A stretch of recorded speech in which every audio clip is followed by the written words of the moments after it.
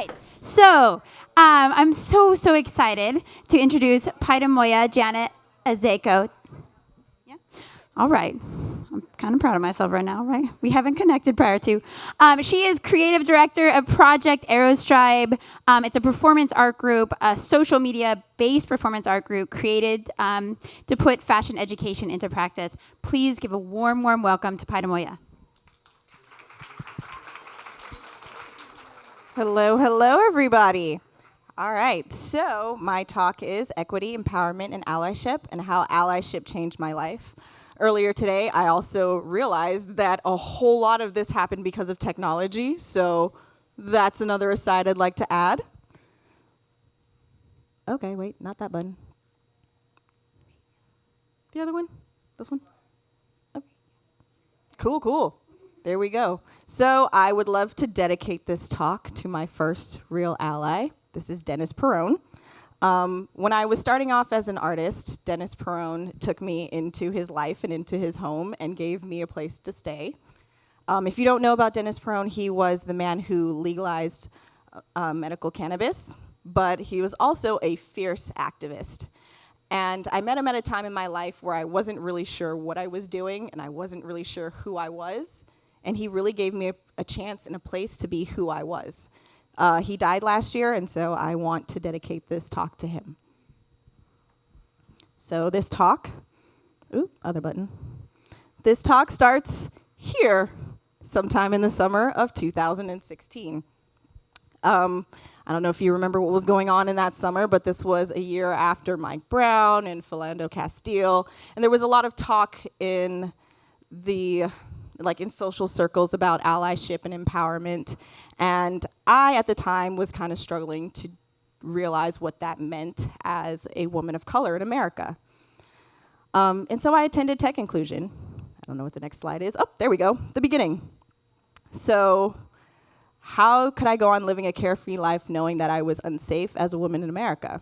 And as I wondered this out loud on Facebook, and during the time I was traveling as an artist across the country, people started to show up in my life, and my life started to change. Then, at the time, I was an art model, and so a lot of my life was being featured in art like this, or like this. But none of this really happened until people started to hear me talk about how I felt disillusioned, how I felt like I wasn't being heard or being seen, how I felt left out of a lot of society.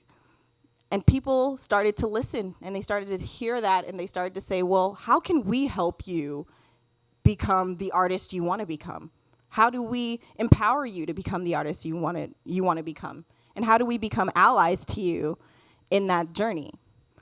And so I started talking to artists all over the country and all over the world, and the more I talked, the more I started to appear in art like this. I was walking the runway and appearing in art that went over the world. But in 2016, there was about a bit of a tipping point.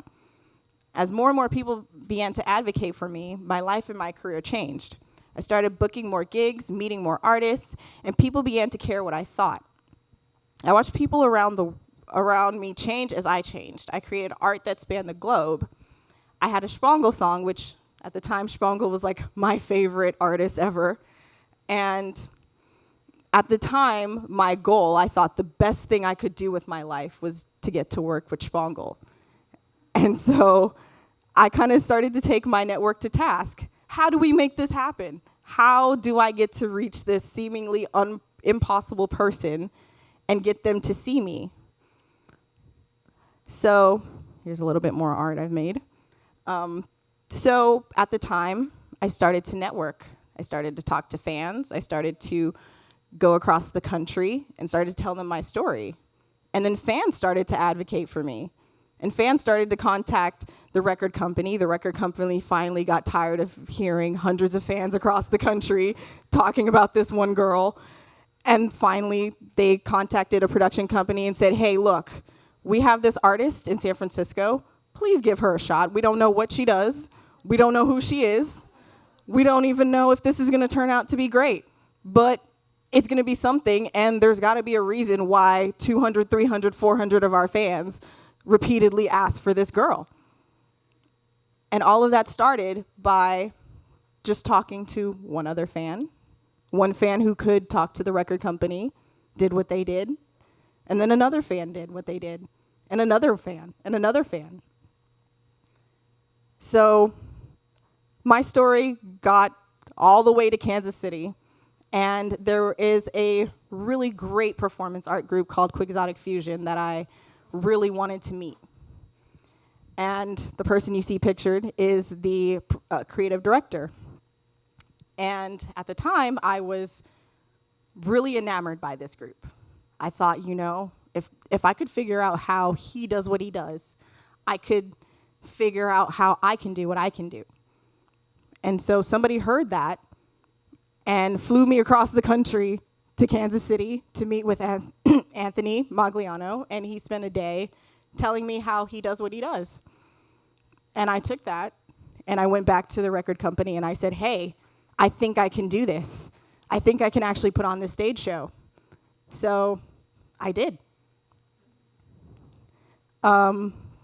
Later on, Simon got to hear about me meeting with Quixotic, and it became a mission. He actually told me to make it happen. So I did. And in the beginning of 2017, sorry, typo, late night typo, I'm also a student. In the beginning of 2017, fans contacted Euphonic Conception, and they decided to give me a shot. And so I booked my dream gig with Spangle. That's me and Simon. But truthfully, and that's more of the art we made, but truthfully, none of this would have happened without people who were willing to do what they could do. And that is the key point of being an ally. It's doing what you can do to affect a measurable change in somebody else's life so that they can go on to do what they can do. Without hundreds of people advocating for me, I would have never got my shot.